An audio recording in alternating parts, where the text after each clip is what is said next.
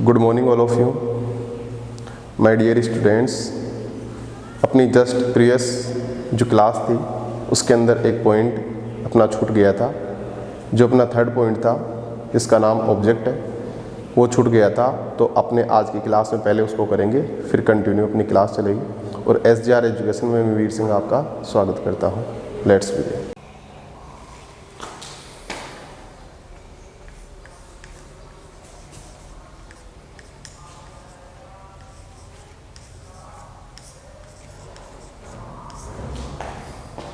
जब हम किसी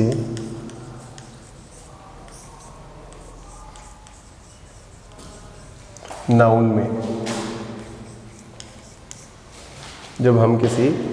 में एस या ES जोड़ते हैं तो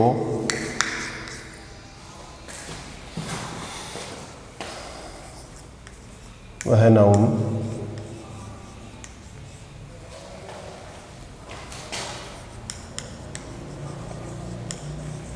सिंगुलर से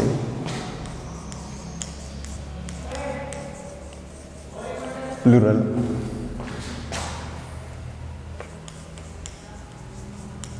नंबर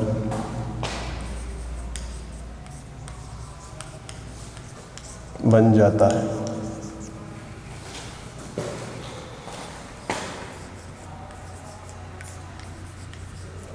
जब हम किसी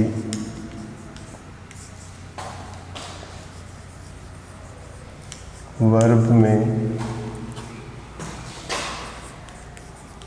S या ES जोड़ते हैं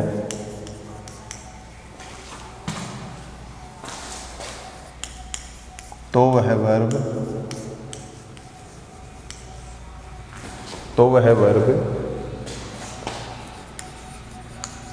वर्ब की फर्स्ट फॉर्म से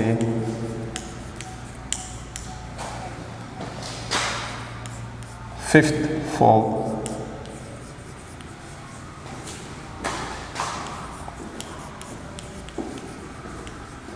में चेंज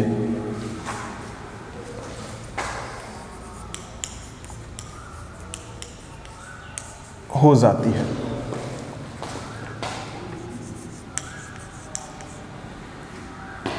ये अपने नोट में बात लिखनी है। नेक्स्ट,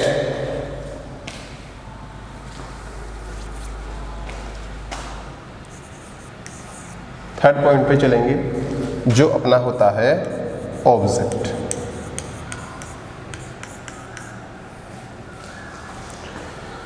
अब ऑब्जेक्ट की सबसे पहले डेफिनेशन देखेंगे, परिभाषा, तात्पर्य, मीन, अर्थ देखेंगे। ऑब्जेक्ट से तात्पर्य उस शब्द से है, ऑब्जेक्ट से तात्पर्य उस शब्द से है जिस शब्द के अंतर्गत प्रीपोजिशन जुड़ा हुआ नहीं होता। ऑब्जेक्ट से तात्पर्य उस शब्द से है जिस शब्द के अंतर्गत प्रीपोजिशन जुड़ा हुआ नहीं होता। तो देखो,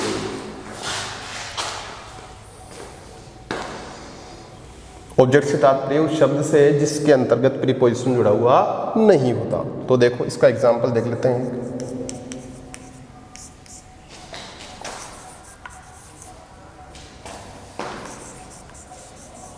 She speaks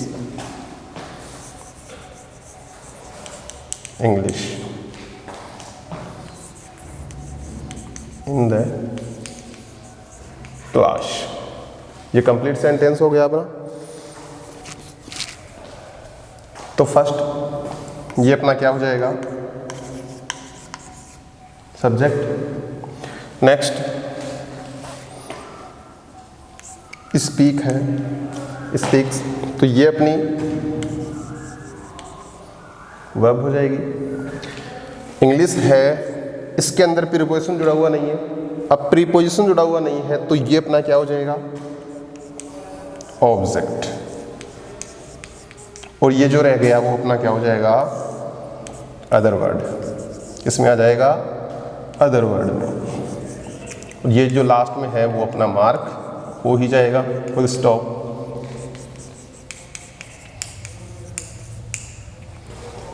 ठीक है, कंप्लीट सेंटेंस।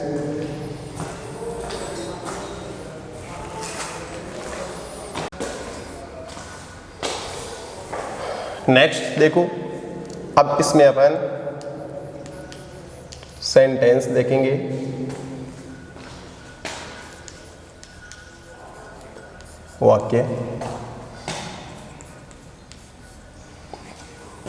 वाक्य है, देखो पहले प्रकार से, दूसरे प्रकार से और तीसरे प्रकार से वाक्य को देखा जाए तो वाक्य के स्टेप होते हैं 3।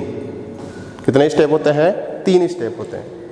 3 स्टेप के अंदर फर्स्ट वाला स्टेप आता है जब किसी वाक्य के अंतर्गत सब्जेक्ट और वर्ब ये दोनों ही हो, ओनली सब्जेक्ट और वर्ब ये दोनों ही हो तो फर्स्ट स्टेप है। नंबर सेकंड स्टेप में क्या आएगा? सब्जेक्ट, वर्ब और ऑब्जेक्ट, ये इसका हो गया सेकंड स्टेप। नंबर थर्ड वाले स्टेप में क्या होगा? सब्जेक्ट, वर्ब, ऑब्जेक्ट, अदर, ये कंप्लीट। ये कंप्लीट यदि फैक्ट यदि अपने सेंटेंस में आते हैं तो वो थर्ड वाला स्टेप है। ठीक है, तो मैं आपको सिंपल तरीके से बताता हूं।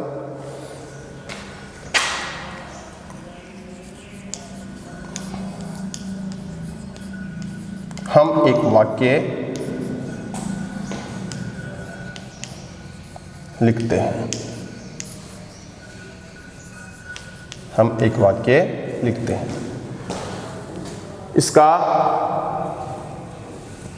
सेंटेंस का कंस्ट्रक्ट करेंगे। सेंटेंस किस प्रकार से होगा?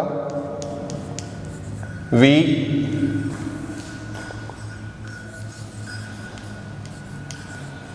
मेक, क्या हो गया? ऑब्जेक्ट ए बनाते हैं, sorry, we write a sentence, last में फुल स्टॉप। अब देखो अफर्मेटिव सेंटेंस है तो इसके जस्ट बाद में मैंने हेल्पिंग वर्ब का प्रयोग नहीं किया, मतलब प्रेजेंट सिंपल के अफर्मेटिव सेंटेंस में हेल्पिंग वर्ब का प्रयोग नहीं होता।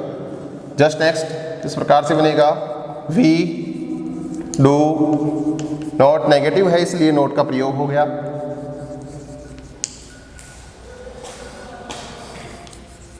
Right a sentence. Next complete. Number third किस प्रकार से बनेगा? डू, वी, इंट्रोगेटिव है तो नोट का प्रयोग नहीं किया जाएगा। राइट ए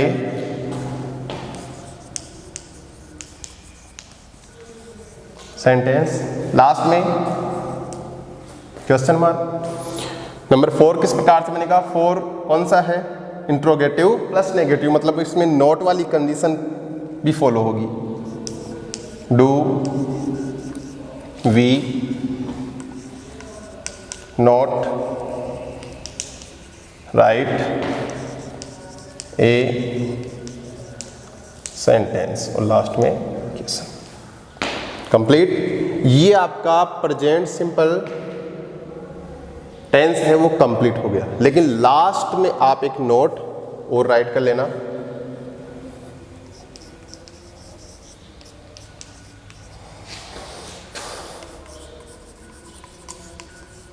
प्रेजेंट सिंपल टेंस के अफर्मेटिव सेंटेंस में, प्रेजेंट सिंपल टेंस के अफर्मेटिव सेंटेंस में हेल्पिंग वर्ब का प्रयोग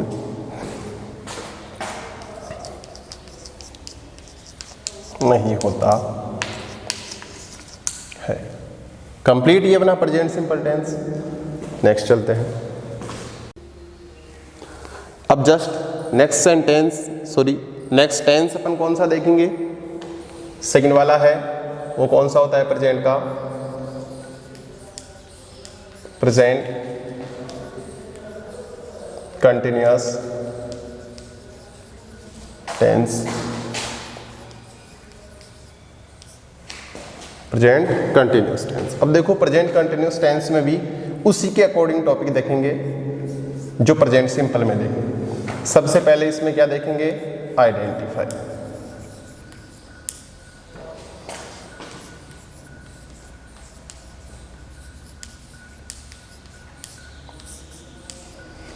हिंदी वाक्यों के अंतर्गत लास्ट में कौन सी पहचान आती है? तो वो प्रेजेंट कंटिन्यूअस का सेंटेंस होगा। कौन कौन सी पहचान आती है इसके अंतर्गत? देखो, फर्स्ट हो गया इसमें रहा है, रही है, रहे हैं,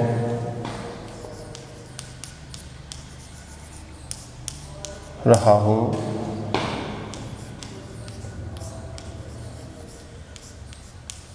रही हूं।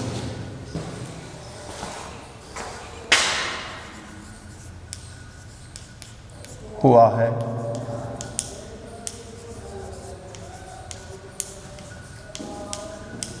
हुई है, हुए। कंप्लीट अपनी पहचान। नेक्स्ट देखेंगे इसकी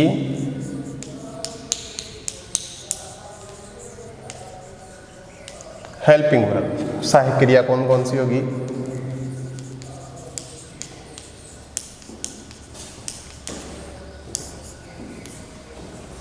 सहायक क्रिया कौन कौन सी होगी? डूडस उसके अंतर्गत आ गई थी, इसमें कौन कौन सी आएगी? इज, एम और आर। ये जो इज है वो अपने किस के साथ आएगा? सिंगुलर सब्जेक्ट के साथ आएगा। जो एम है वो अपने किसके साथ आएगा? आई सब्जेक्ट के साथ आएगा। आर है कौन से सब्जेक्ट के साथ आएगा? प्लूरल सब्जेक्ट के साथ आएगा, बहुवचन कर्ता के साथ आएगा। जस्ट नेक्स्ट देखेंगे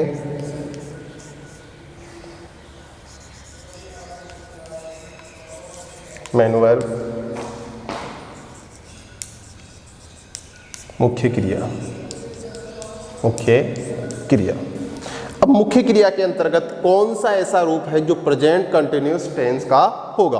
तो देखो, वर्ब की फर्स्ट फॉर्म प्लस आईएनजी, मतलब वर्ब की फोर्थ फॉर्म का यूज होता है इसमें।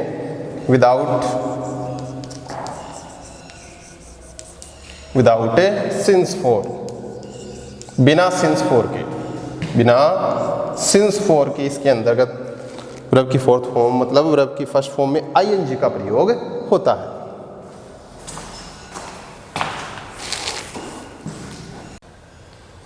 जस्ट नेक्स्ट अपन चलेंगे स्ट्रक्चर पे। स्ट्रक्चर पे, सूत्र पे, संरचना पे, ढांचा पे। फर्स्ट वाला स्ट्रक्चर किस प्रकार से बनेगा? अफर्मेटिव सेंटेंस का। अब मैंने शॉर्ट में कर दिया इसको, ठीक है। अफर्मेटिव सेंटेंस का किस प्रकार से बनेगा? सब्जेक्ट प्लस हेल्पिंग वर्ब में इज, एम और आर। इनका क्रम वही रहेगा, इज सिंगुलर सब्जेक्ट के साथ, एम आई के साथ, आर प्लूरल सब्जेक्ट के साथ। नेक्स्ट मेन वर्ब में वर्ब की फर्स्ट फॉर्म प्लस आईएनजी, मतलब वर्ब की फोर्थ फॉर्म का प्रयोग होगा इसमें।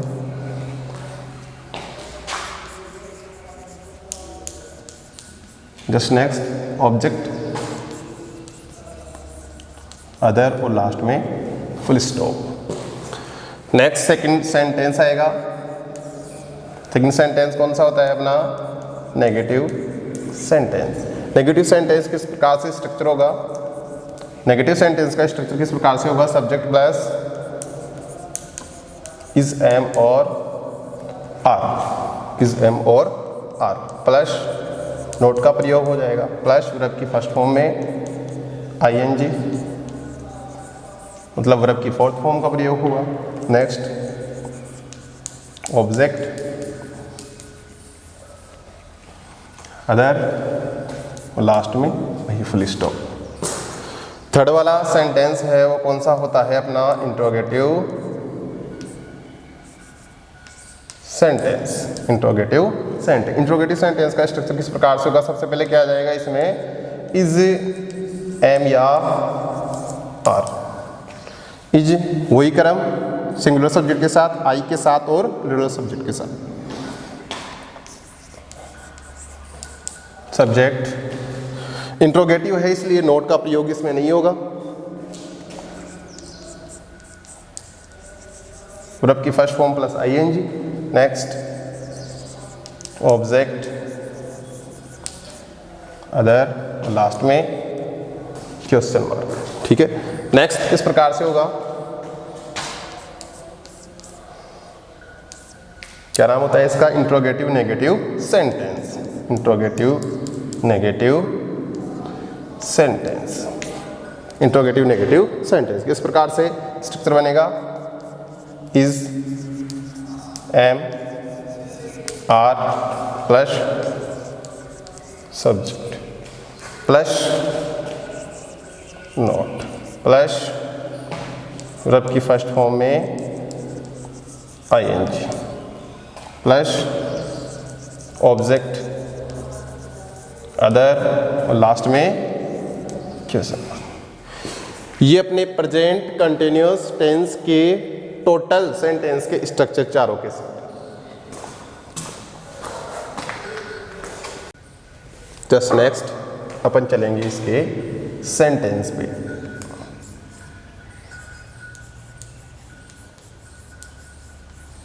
इसके वाक्य पे चलें। यदि वही वाक्य अपन कन्वर्ट करके प्रेजेंट कंटिन्यूअस के अकॉर्डिंग उसी को लिख देंगे तो अंडरस्टैंडिंग माइंड में बढ़िया इंप्रूवमेंट आएगा। देखो फर्स्ट किस प्रकार से होगा ये? हम एक वाक्य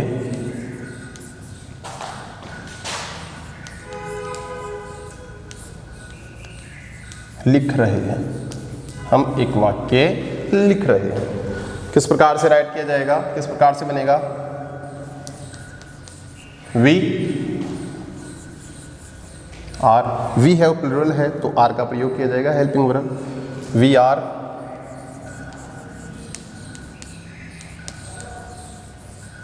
writing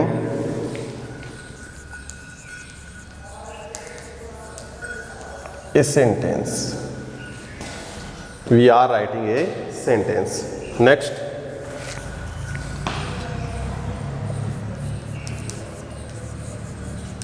we are not writing a sentence। Last में फुल स्टॉप का प्रयोग किया जाएगा। अफर्मेटिव नेगेटिव में फुल स्टॉप का ही प्रयोग किया जाता है। नेक्स्ट थर्ड वाला किस प्रकार से बनेगा? ये इस तरफ और ये इस तरफ, तो पहले आ जाएगा are we writing a sentence, और लास्ट में फुल स्टॉप का प्रयोग, सॉरी इंट्रोगेटिव क्वेश्चन मार्क का प्रयोग किया जाएगा। नेक्स्ट वाला किस प्रकार से बनेगा? Are we not writing a sentence, last में क्वेश्चन मार्क। ये कंप्लीट हो जाएगा अपना। तो इस प्रकार से अपना प्रेजेंट कंटिन्यूअस टेंस कंप्लीट। लेकिन कुछ ऐसी क्रियाएं हैं, वर्ब्स है, उनके अंदर यदि वाक्य प्रेजेंट कंटिन्यूअस का आता है तो गलत माना जाता है और वो वाक्य हमेशा प्रेजेंट सिंपल में ही बनते हैं। कौन कौन सी क्रियाएं हैं, देखो आप राइट कर कौन, आपको राइट करना है कौन कौन सी वर्ब्स ऐसी है।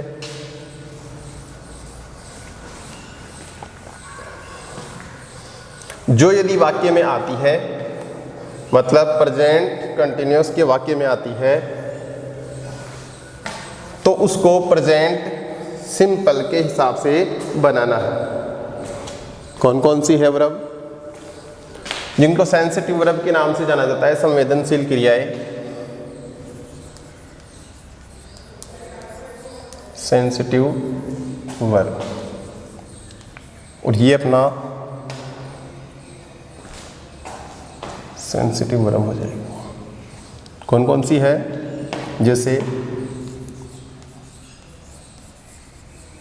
एपियर, प्रकट होना, बिलीव, विश्वास करना, कॉस्ट, मूल्य होना या लागत होना,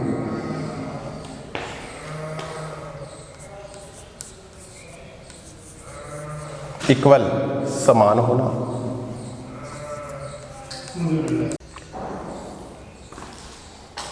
डिजायर, इच्छा होना,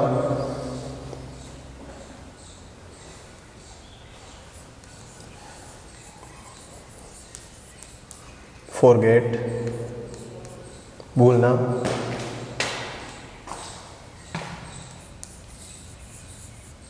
हेट, नफरत होना, टेस्ट, स्वाद चखना, होप, आशा करना,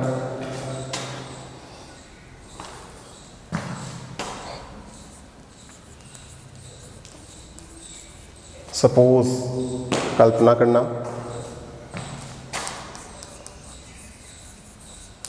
इमेजिन, कल्पना करना,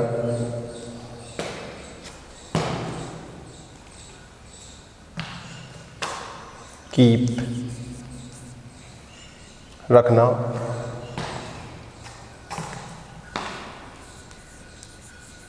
लव, प्रेम करना,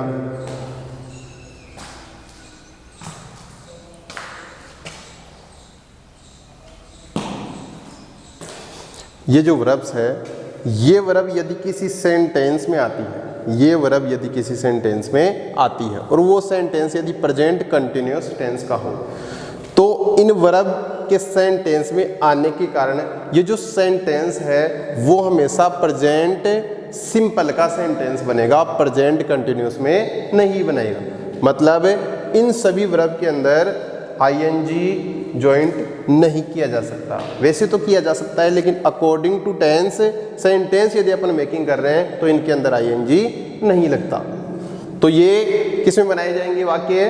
प्रेजेंट सिंपल में बनाए जाएंगे। ये अपना present continuous tense complete. Third वाले टेंस पे चलेंगे। कौन सा टेंस होगा? प्रेजेंट का तीसरा प्रकार कौन सा होगा? Present perfect tense. Present perfect tense.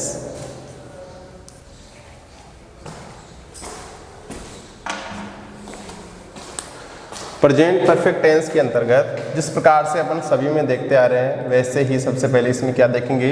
पहचान देखेंगे, इसके आइडेंटिफाई देखेंगे। आइडेंटिफाई, इसकी पहचान।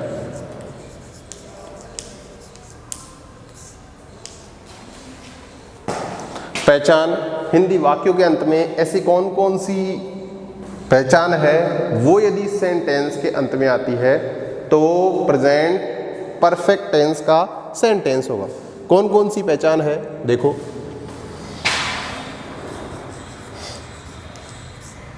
चुका है, चुकी है, चुके हैं,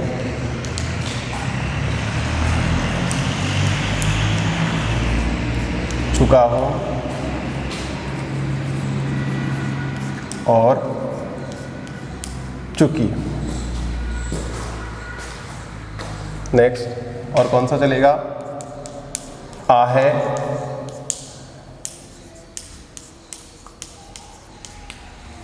ई है,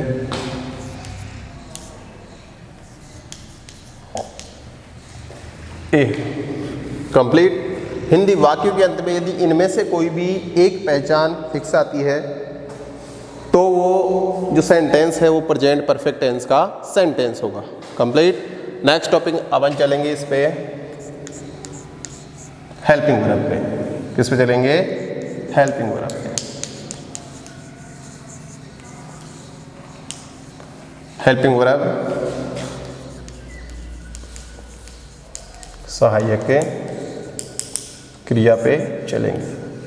ठीक है, सहायक क्रिया इसमें कौन कौन सी काम में ली जाएगी, पहले कौन सी है, हैज़ और हैव। जो हैज़ है कि किसके साथ काम में ली जाती है, जब अपने सेंटेंस में सिंगुलर सब्जेक्ट आता है, जब अपने सेंटेंस में सिंगुलर सब्जेक्ट आता है तो हैज़ हेल्पिंग वर्ब है वो काम में ली जाती है। नेक्स्ट जो हैव है वो प्लूरल सब्जेक्ट में काम में ली जाती है। नेक्स्ट टॉपिक अपन देखेंगे, हम देखेंगे मेन वर्ब। कौन सा टॉपिक है, मेन वर्ब। मेन वर्ब मुख्य क्रिया।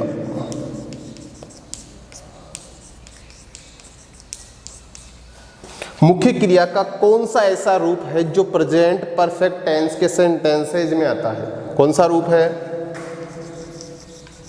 वर्ब की थर्ड फॉर्म। वर्ब की थर्ड फॉर्म इसमें काम में ली जाती है। जस्ट नेक्स्ट इसके अपन स्ट्रक्चर देखेंगे।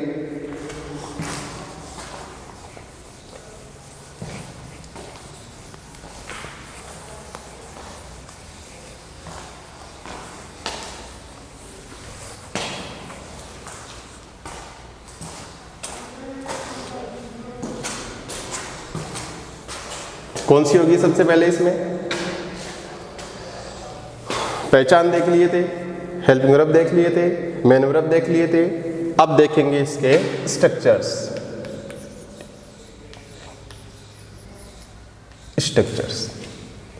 इसके सूत्र, ढांचा, संरचना ये देखेंगे। फर्स्ट वाले सेंटेंस अफर्मेटिव सेंटेंस का स्ट्रक्चर किस प्रकार से बनेगा,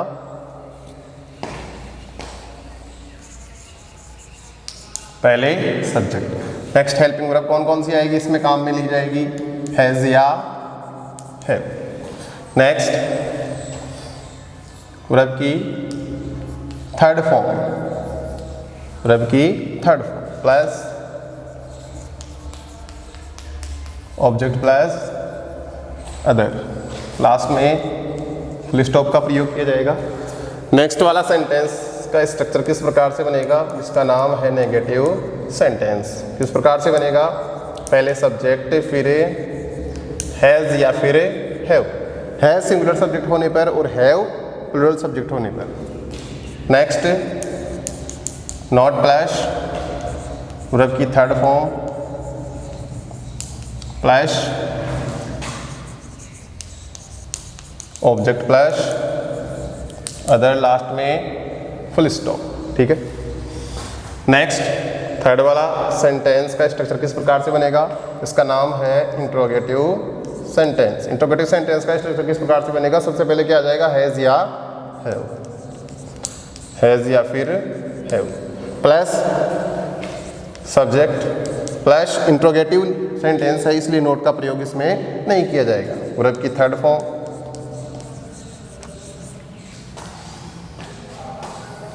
प्लस ऑब्जेक्ट अदर और लास्ट में क्वेश्चन मार्क। उन दोनों में फुल स्टॉप और थर्ड वाले में क्वेश्चन मार्क। नंबर 4 वाला कैसे बनेगा, interrogative negative sentence. Interrogative negative sentence. Interrogative negative sentence का स्ट्रक्चर किस प्रकार से होगा, सबसे पहले क्या जाएगा इसके अंदर, हैज या फिर have plus subject plus not का प्रयोग किया जाएगा। नेक्स्ट वर्ब की थर्ड फॉर्म का प्रयोग किया जाएगा प्लस ऑब्जेक्ट का प्रयोग किया जाएगा। नेक्स्ट देखेंगे प्लस उधर और लास्ट में क्वेश्चन मार्क का प्रयोग किया जाएगा। इस प्रकार से आपको ये चारों सेंटेंस है उनके सभी के स्ट्रक्चर इस प्रकार से बनाए जाते हैं। नेक्स्ट अपन देखते हैं इसके सेंटेंस। सेंटेंस इसका चलेगा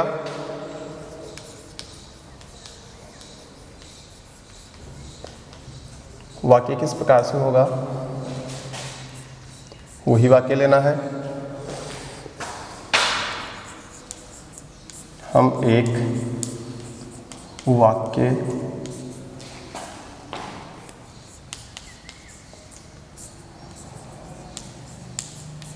चुके हैं, हम एक वाक्य लिख चुके हैं। किस प्रकार से बनाया जाएगा? सबसे पहले अपना सब्जेक्ट क्या आ जाएगा? वी। प्लूरल सब्जेक्ट है, प्लूरल सब्जेक्ट है तो कौन सी फॉर्म? हेल्पिंग वर्ब में कौन सी फॉर्म? हैज़ या हैव, तो हैव ली जाएगी क्योंकि प्लूरल सब्जेक्ट है।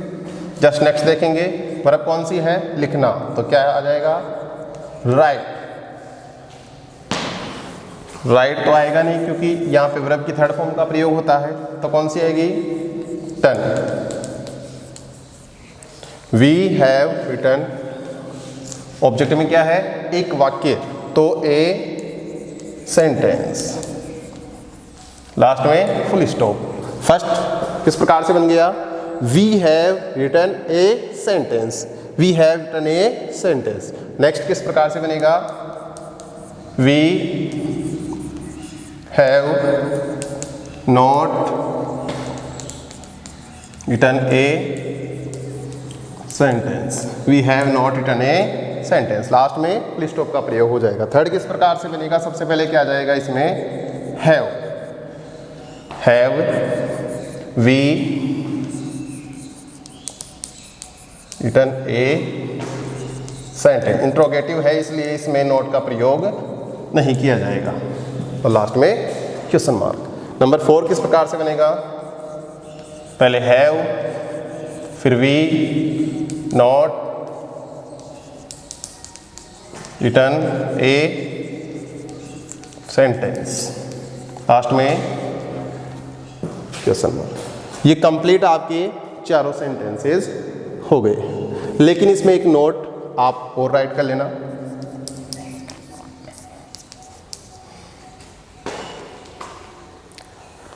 हैज और हैव है जो इसकी हेल्पिंग वर्ब है, वो अपने मेन वर्ब के रूप में भी काम में ली जाती है। इज एम आर है, वो अपने मेन वर्ब के रूप में भी काम में लिए जाते हैं। डू आपकी जो प्रेजेंट सिंपल में आई थी, वो भी मेन वर्ब के रूप में काम में ली जाती है। इसलिए आप इसके अंदर वो देख लो जो helping verb plus main verb दोनों है। ये वे सभी क्रियाएं हैं जो helping verb plus main verb दोनों का, ये वे सभी क्रियाएं हैं जो हेल्पिंग वर्ब और मेन वर्ब दोनों का स्थान ग्रहण कर सकती है। कौन कौन सी है?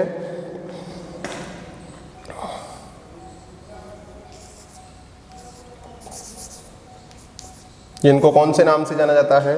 पहली है अपने बी वर्ब। बी वर्ब में कौन कौन सी आती है? डू, डिड और डन। डू, डिड और डन। नेक्स्ट है, ये आती है अपने हैव वर्ब के नाम से। कौन कौन सी होती है इसमें? हैज, हैव और हैड। नेक्स्ट देखेंगे इसके अंदर आएगी, सॉरी, बी वर्ब है वर्ब, और ये अपने आ जाएगी, ये हो जाएगी डू वर्ब, और अब आ जाएगी अपने पास B verb.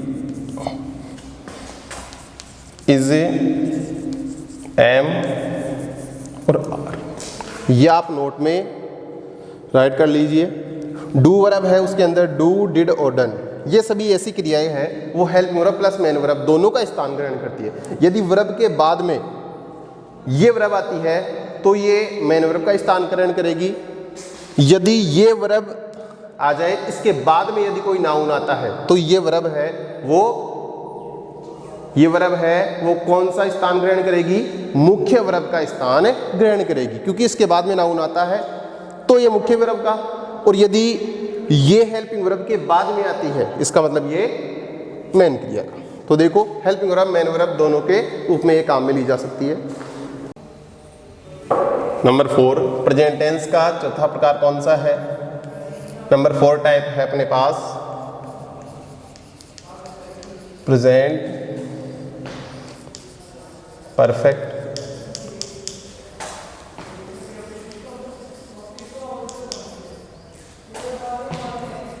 Continuous tense. Present perfect continuous tense.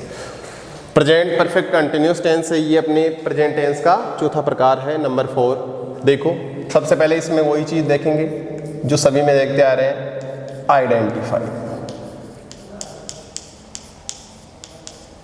पहचान कौन सी होगी?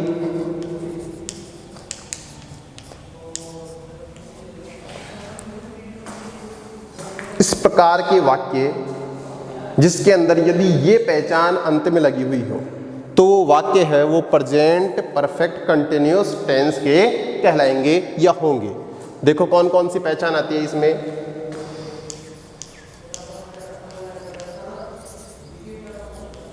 से रहा है,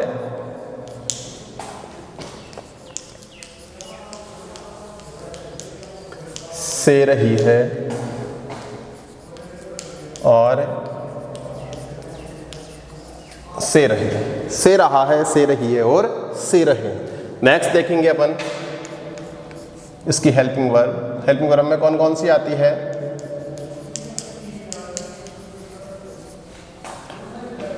हेल्पिंग वर्ब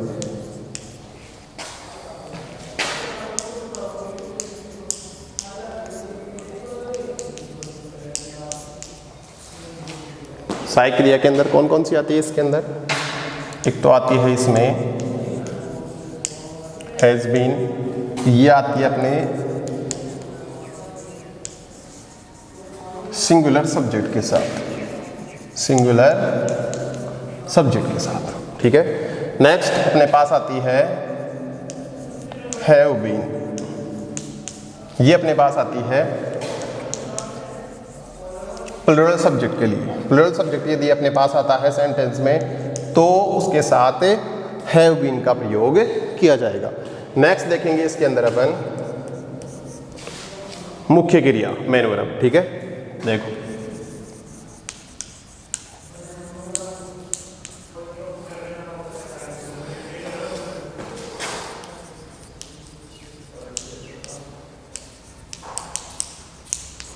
मुख्य क्रिया में कौन सा रूप आएगा इसके अंदर? इसके अंतर्गत मुख्य क्रिया में वर्ब की फोर्थ फॉर्म का प्रयोग होगा, लेकिन प्रेजेंट कंटिन्यूअस के अंदर भी वर्ब की फोर्थ फॉर्म थी। दोनों में डिफरेंस क्या है? दोनों में डिफरेंस ये है कि प्रेजेंट कंटिन्यूअस में यदि वर्ब की फोर्थ फॉर्म का प्रयोग होता है तो उसके साथ सिंस फोर नहीं लगाया जाता, लेकिन प्रेजेंट परफेक्ट कंटिन्यूअस में यदि वर्ब की फोर्थ फॉर्म का प्रयोग होता है तो उसके साथ सिंस फोर का प्रयोग साथ में किया जाता है। तो इसमें क्या किया जाएगा? वर्ब की फोर्थ फॉर्म मतलब वर्ब की फर्स्ट फॉर्म प्लस आईएनजी, ये ही वर्ब की फोर्थ फॉर्म होती है, प्लस या with since four, with since या फिर फोर, ठीक है।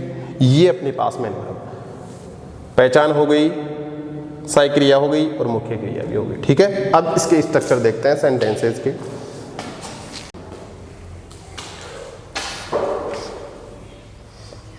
स्ट्रक्चर किस प्रकार के होंगे? इसमें एक नई बात आ रही है स्ट्रक्चर के अंदर, जो आएगा अपने सिंस फॉर का प्रयोग। अब देखो सिंस फॉर का प्रयोग, सिंस और फॉर का प्रयोग किस प्रकार से किया करते हैं। सबसे पहले तो ये समझो कि सिंस और फॉर का प्रयोग समय के लिए किया जाता है। सिंस और फॉर का प्रयोग समय के लिए किया जाता है। अभी मैं आपको वैसे ही बताता हूँ, बोल के बता देता हूँ। लास्ट टाइम में इसके फैक्ट के रूप में इसको लिखवाऊंगा, आपसे राइट करवाऊंगा, ठीक है।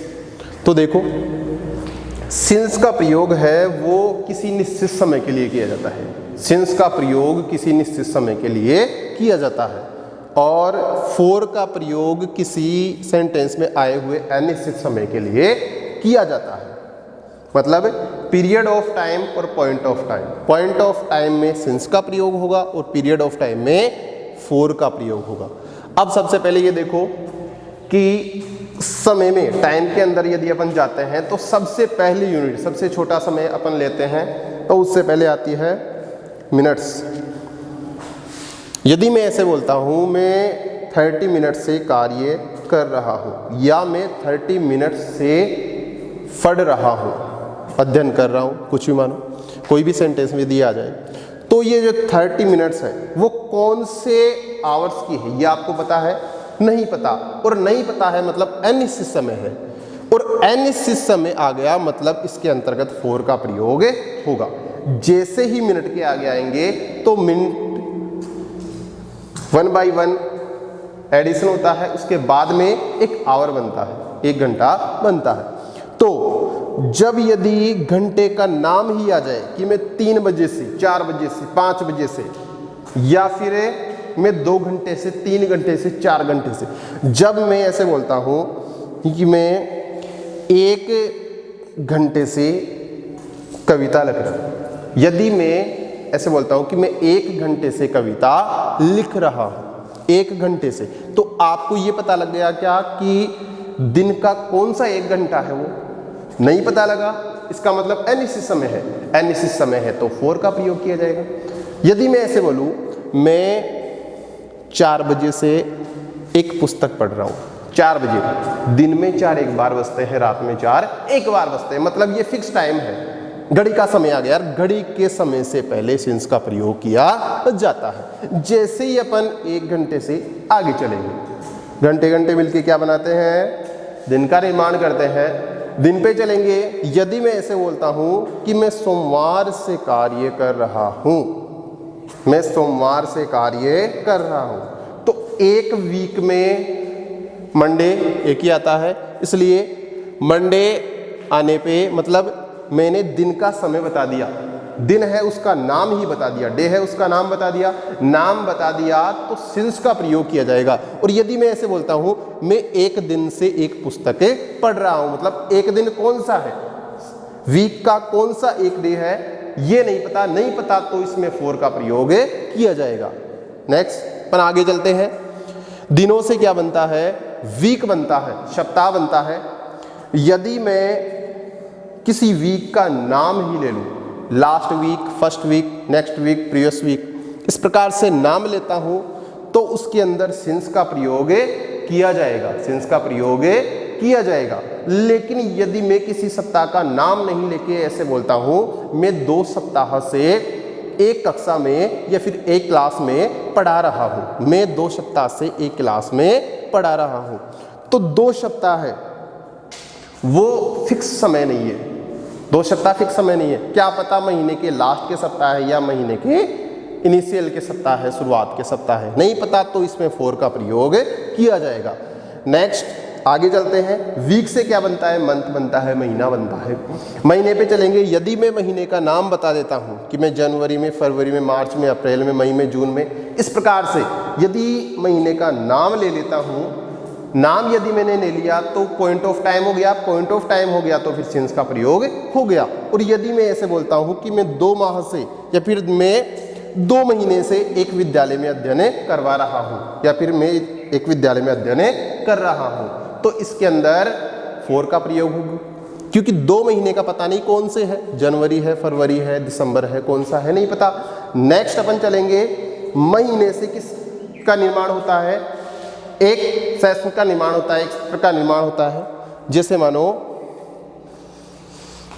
वर्ष का निर्माण हो गया। यदि मैं वर्ष का नाम ही बता देता हूँ, 2001, 2004, इस प्रकार से नाम यदि मैं किसी सत्र का बता देता हूँ, किसी सेशन का बता देता हूँ, तो उसमें सिंस का प्रयोग किया जाएगा।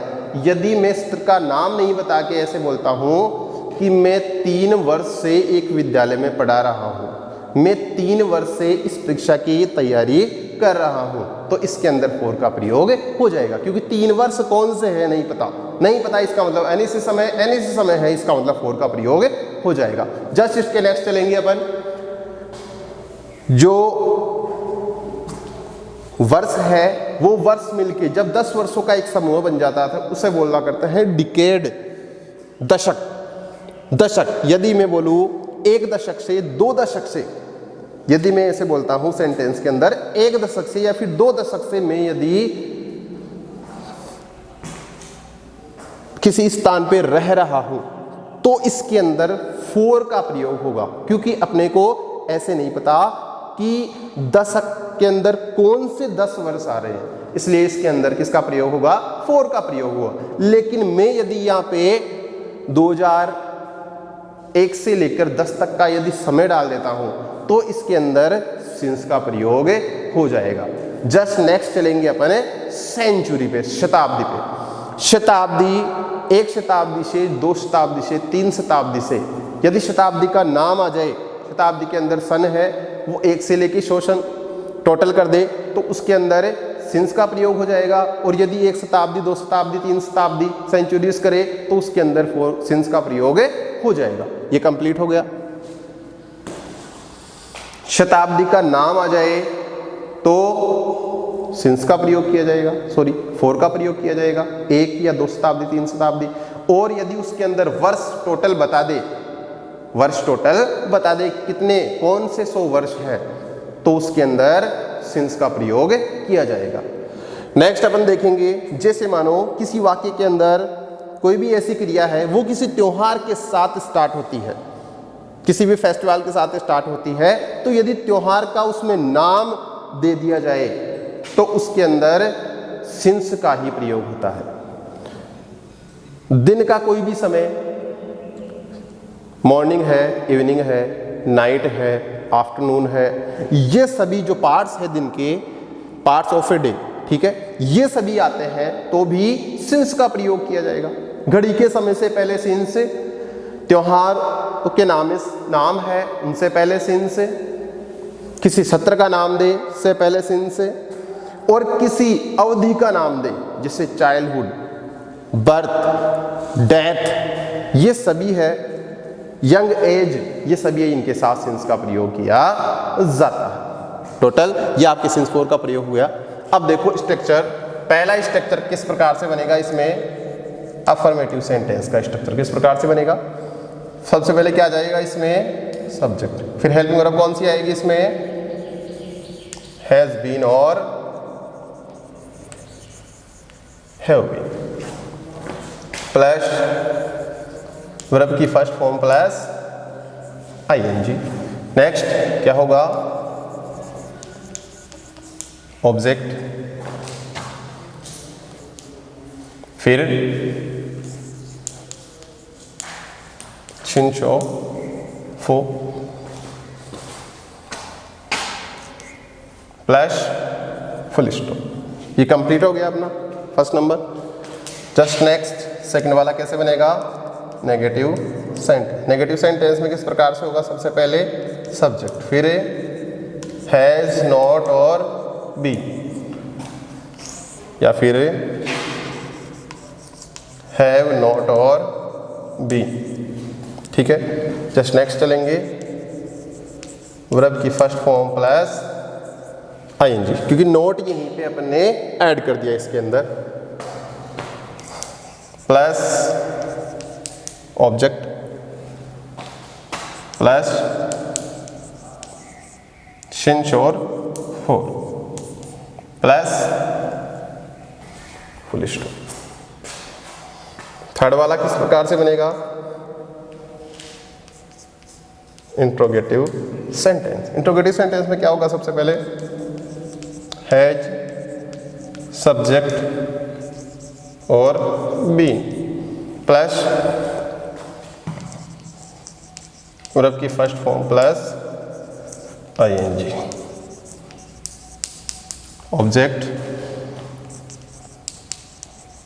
प्लस सिंस और फॉर प्लस क्वेश्चन मार्क। ये कंप्लीट हो जाएगा। जस्ट नेक्स्ट अपन चलेंगे नंबर 4 स्ट्रक्चर पे, interrogative negative sentence. Interrogative negative sentence, इसके अंदर सबसे पहले क्या आ जाएगा, हैज या फिर हैव। इसमें भी सेम ऐसे ही आएगा, हैज भी आ सकता है, हैव भी आ सकता है। जस्ट नेक्स्ट अपन चलेंगे इस पे सब्जेक्ट, फिर लगा देंगे इसमें नोट, और फिर लास्ट में आएगा इसमें बीन प्लस वर्ब की फर्स्ट फॉर्म प्लस ing,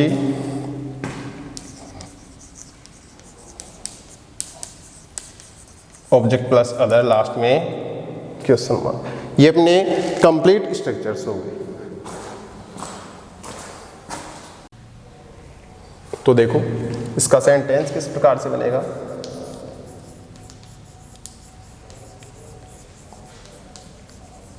वाक्य किस प्रकार से बनेगा।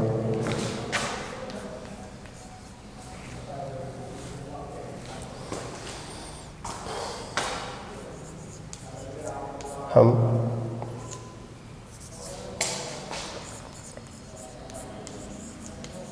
एक घंटे से एक कविता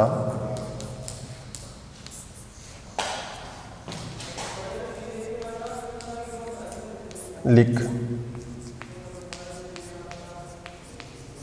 रहे।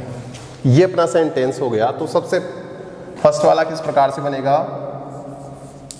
वी है वो अपना प्लूरल सब्जेक्ट है। प्लूरल सब्जेक्ट है तो कौन सी हेल्प का प्रयोग किया जाएगा, हैव। ठीक है, हेल्प वर्ब का प्रयोग हो गया। अब जस्ट नेक्स्ट क्या आएगी, मेन वर्ब। मेन वर्ब क्या है अपने पास, लिखना। तो राइट, क्या लिख रहे हैं, एक कविता, तो ए पोएम। ये अपना ऑब्जेक्ट हो गया। ऑब्जेक्ट के जस्ट बाद में क्या आता है, सिंस फॉर। तो सबसे पहले ये देखो इसमें टाइम कौन सा है, 1 घंटे से। 1 घंटे का मतलब आपको पता चला दिन का कौन सा घंटा है, नहीं पता, नहीं पता तो एनिसिस समय, एनिसिस समय तो 4 का प्रयोग हो गया। टाइम क्या है, 1 घंटा, तो फिर एन आवर, लास्ट में full stop. Just next second वाला किस प्रकार से बनेगा, we have not been, we have not been, not पहले से इसमें जॉइंट हो गया, writing a poem for an hour, last में फुल स्टॉप। नंबर 30 किस प्रकार से बनेगा, पहले है, फिर वी, फिर बीन, फिर राइटिंग, फिर ए पॉइंट, ए पॉइंट। जस्ट नेक्स्ट क्या हो जाएगा,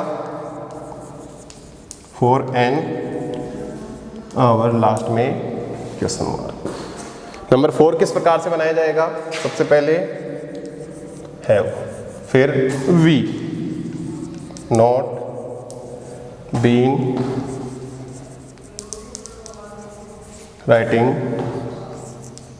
ए पोइम फॉर एन आवर, और लास्ट में क्वेश्चन। ये आज अपना कंप्लीट प्रेजेंट हो गया, मतलब बिना एडवर्ब के। एडवर्ब मैं आपको लास्ट में बताऊंगा, पहले प्रेजेंट, पास्ट और फ्यूचर तीनों करवाने की जस्ट बाद में बताऊंगा। तो देखो कि कंप्लीट आपका आज प्रेजेंट हो गया है। प्लीज़ सब्सक्राइब दिस चैनल, और मैं वीर सिंह अब आपसे इजाज़त लेता हूँ। Thank you, take care, see you.